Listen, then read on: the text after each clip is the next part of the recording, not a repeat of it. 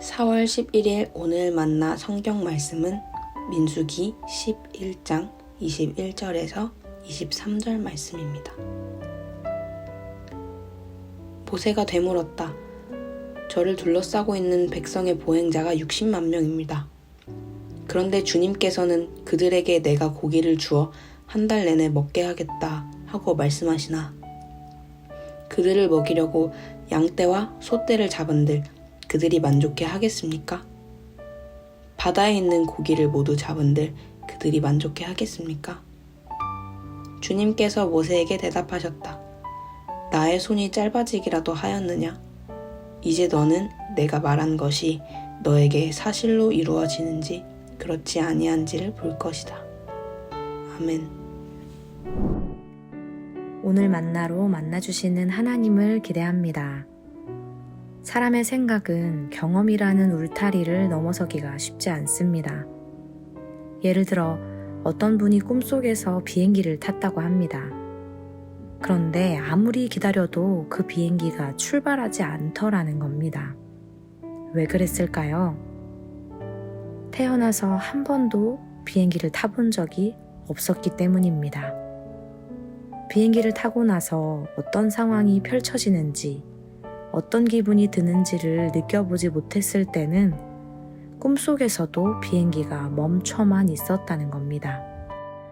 실제로 비행기를 타본 후에야 비로소 꿈속 비행기도 출발하게 되었다는 이야기를 듣고 경험이 우리의 생각과 꿈까지도 제한할 수 있구나 새삼 깨달았던 기억이 납니다. 하나님께서는 광야에서 고기를 달라고 불평하는 백성들에게 한 달 동안 고기를 먹게 해주겠다고 말씀하셨습니다. 그러자 모세가 이렇게 대답합니다. 21절, 22절 말씀입니다. 저를 둘러싸고 있는 백성의 보행자가 60만 명입니다. 그런데 주님께서는 그들에게 내가 고기를 주어 한 달 내내 먹게 하겠다 하고 말씀하시나 그들을 먹이려고 양떼와 소떼를 잡은들 그들이 만족해 하겠습니까? 바다에 있는 고기를 모두 잡은들 그들이 만족해 하겠습니까? 이 말씀을 읽으니 떠오르는 장면이 있습니다. 요한복음 6장에서 예수님께서는 큰 무리가 모여드는 것을 보시고 제자들에게 물으셨습니다. 우리가 어디에서 빵을 사다가 이 사람들을 먹이겠느냐? 그러자 빌립이 대답했습니다. 이 사람들에게 모두 조금씩이라도 먹게 하려면 빵 200데나리온어치를 가지고서도 충분하지 못합니다. 안드레도 대답했습니다.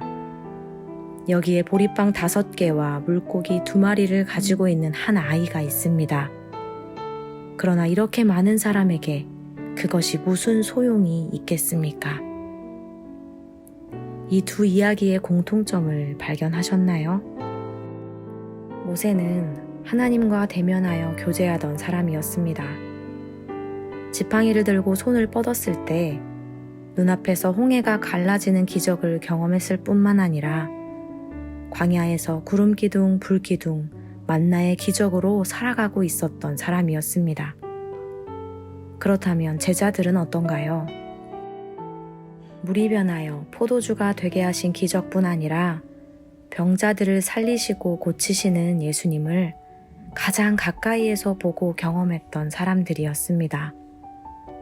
그런데 이렇게 하나님과 하나님의 아들 예수 그리스도와 가장 가까이에서 교제하며 놀라운 기적을 체험했던 모세와 제자들은 새롭게 당면한 문제 앞에서는 하나같이 불가능이라고 반응했습니다. 사랑하는 성도 여러분, 여러분에게 하나님은 어떤 분이신가요? 삶의 어려움 앞에서도 하나님은 여전히 하나님이십니까? 홍해바다를 가르신 하나님께서는 오늘 우리의 문제도 다스리고 계십니다. 구름기둥과 불기둥, 만나와 메추라기로 광야 가운데 이스라엘을 인도하신 하나님께서는 우리가 처한 상황 앞에서 손이 짧은, 무능한, 불가능한 하나님으로 물러서 계시는 분이 아닙니다. 그 하나님께서는 우리가 생각과 경험을 넘어서는 믿음으로 살아가기를 기대하십니다.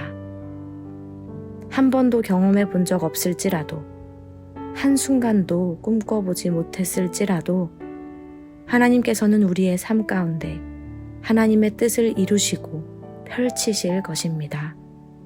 기도하겠습니다. 하나님, 오늘 우리의 일상에 하나님이 하나님 되시기를 소망합니다. 나의 생각과 경험 속에 하나님을 가두어 두는 것이 아니라 하나님의 놀라운 뜻 앞에 순복하는 인생 되게 하옵소서.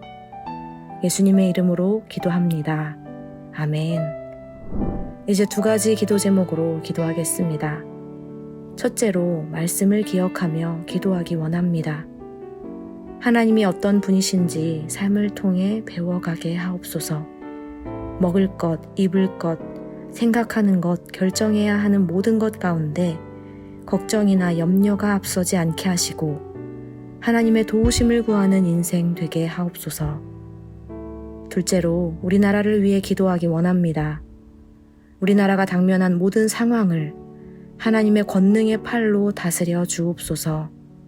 정치, 사회, 경제, 문화, 안보, 교육 모든 분야 가운데 사람의 생각과 판단을 넘어 하나님의 뜻이 이루어지게 하옵소서. 이렇게 기도하신 후에 각자의 기도 제목으로 기도하시겠습니다.